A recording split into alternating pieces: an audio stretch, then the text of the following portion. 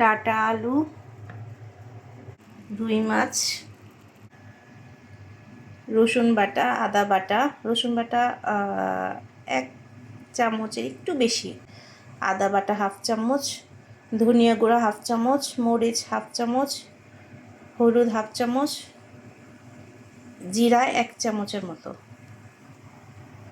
লবণ পরিমাণ মতো। ডাঁটা দিয়ে রুই মাছ রান্নার জন্য প্রথমে আমি তেলে পেঁয়াজ দিয়ে দিব।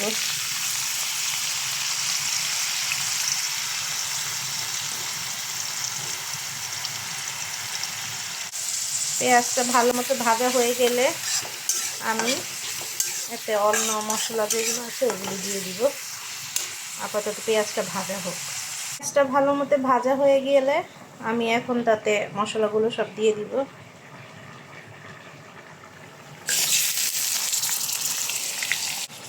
একটু সামান্য পানি দিয়ে দিলাম ভাজাটার জন্য। পেঁয়াজ আর মশলাটা কষানো হতে থাকুক। ভালোভাবে কষানো হয়ে গেলে আমি এইখানে ডাঁটা আলু এগুলো দিয়ে দিব। আর এখানে আমি রুই মাছ রান্না করেছি মাছের মাথা দিয়ে। এটা হয়ে এসেছে, এখন নামিয়ে ফেলবো। একটা মরিচ ছিঁড়ে দিয়ে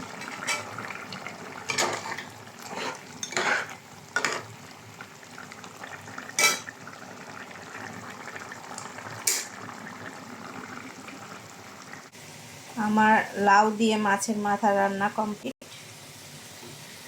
আর এদিকে মশলাটা ভালোভাবে কষানো হচ্ছে। মশলা কষানো হয়ে গিয়েছে, এখন আমি এখানে ডাঁটা আর আলু দিয়ে দিব। ডাঁটা আলু দিয়ে একটু মশলাটাকে মাখিয়ে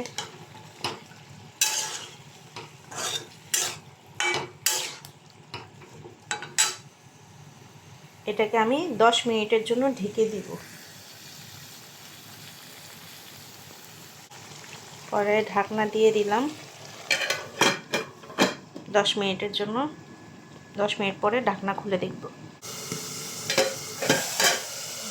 ঢাকনাটা খুলে ফেলবো।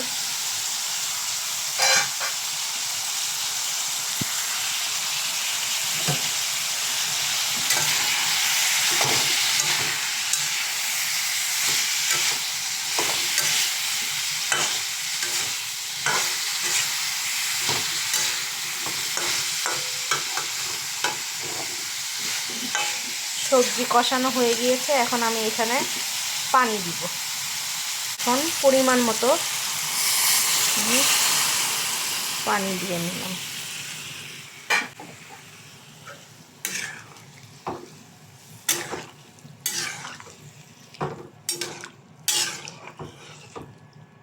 আবার কিছুক্ষণের জন্য আমি ঢেকে দিব। সবজিটা একটা বলক উঠে আসলে আমি এখানে মাছ দিয়ে দিব। ঝোলটা বলক উঠে এসেছে, এখন আমি এখানে ভেজে রাখা রুই মাছ দিয়ে দিব।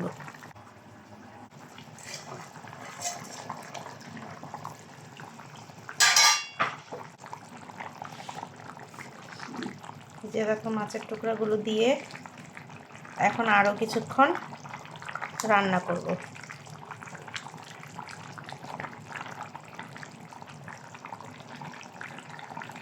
আমি এখানে একটা টমেটো কেটে নিয়েছি, সামান্য একটু লবণ টমেটোতে মিশিয়ে রেখে দিয়েছি, আর 2টা কাঁচামরিচ ফালি করে রেখেছি।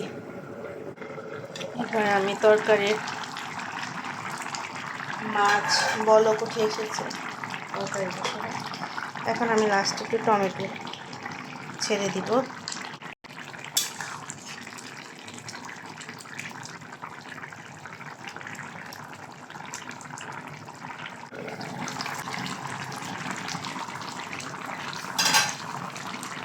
আমার ডাঁটা দিয়ে রুই মাছের তরকারি হয়ে এসেছে। এখন আমি ফ্রোজেন করে রাখা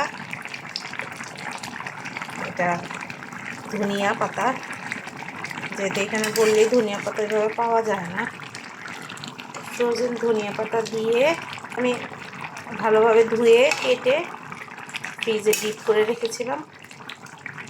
ধনিয়া পাতা দিয়ে এখন আরও কিছুক্ষণ রান্না হতে দিব। দেখেন আলু, ডাঁটা, টমেটো আর রুই মাছ।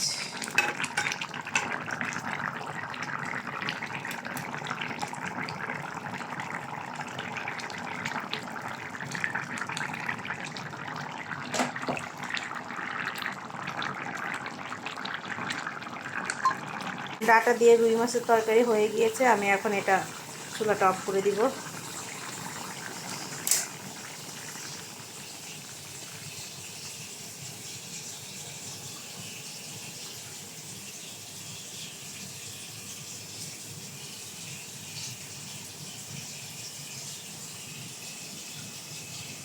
ওকে, সবাই ভালো থাকবেন। আল্লাহ হাফেজ।